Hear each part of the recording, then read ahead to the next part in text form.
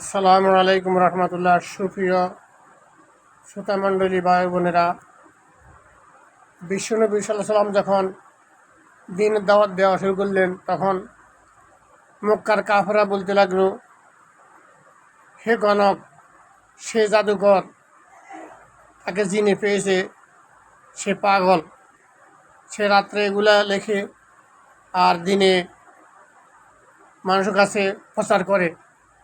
তখন মহান রব্বুল আলামিন সূরা কাহফের 111 নম্বর আয়াত নাযিল করেন, আউযু বিল্লাহি মিনাশ শাইতানির রাজিম, বিসমিল্লাহির রহমানির রহিম, কুল ইন্নামা আনা বাশারুম মিসলুকুম ইউহা ইলাইয়া আন্নামা ইলাহুকুম ইলাহুন ওয়াহিদ।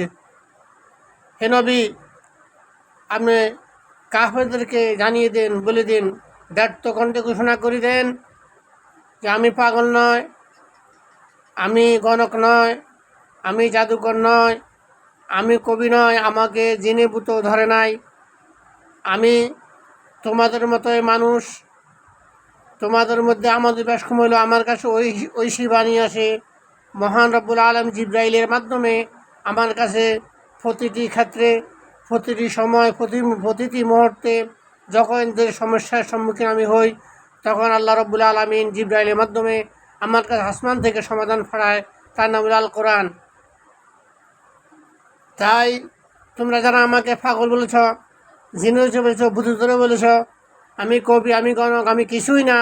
আমি আল্লাহর পক্ষ থেকে আল্লাহর একটু বার্তাবাহক। আমি আল্লাহর শাশ্বত বাণীকে তোমাদের কাছে পৌঁছে দিতেছি। আমি নাজির, আমি বাশির, আমি সুসংবাদদাতা, আমি বিধি প্রদর্শনকারী। আমি তোমাদেরকে তিনটি জিনিস সবসময় আমি বলে থাকি, তাওহীদ, রিসালাত, আখিরাত। আল্লাহর একত্ববাদ স্বীকার করো, আমাকে নবী হিসাবে গ্রহণ করো, আর পরকালে তোমরা বিশ্বাস করো। তারা তার কিছুই বিশ্বাস করতো না।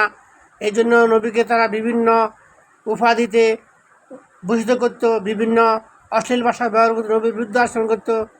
এই জন্য আল্লাহ রব্বুল আলামিন জিব্রাইলের মাধ্যমে কোরআন ফাটিয়ে বলে দিয়েছেন যে আমি তোমাদের মতোই মানুষ, আমি কোনো জিন নয়, আমি কোনো ভূত নয়, আমি কবি নয়, আমি গণক নয়, আমি জাদুকর নয়, আমি তোমাদের মতো মানুষ।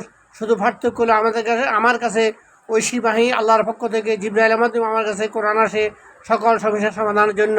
সুতরাং তোমরা যদি পরকালে মুক্তি পেতে চাও, দুনিয়াতে শান্তি পেতে চাও, তাহলে আমার কথা, আমাকে রসুল হিসেবে মেনে নাও। পরকালে তোমরা জাহান্নাম থেকে মুক্তি পাবে, জান্নাত দিতে পারবে, আর দুনিয়াতে হানাহানি, কাটাকাটি, খুনাখুনিতে মুক্তি পাবে। আল্লাহ তোমাদেরকে সঠিক পথের প্রতীক হিসাবে কবুল করুন। কিন্তু তারা আল্লাহ নবীকে কিছু সংখ্যক লোকে মানছে, আর সবাই অস্বীকার করলো। সুতরাং আসুন আমরা ঐশী বাণী আল কোরআনকে মানি, বিশ্বনবীকে আদর্শ নেতা হিসেবে গ্রহণ করি, পরকালে 100% বিশ্বাস করি। আল্লাহ আমাদের সবাইকে তৌফিক দান করুন। আল্লাহ হাফেজ।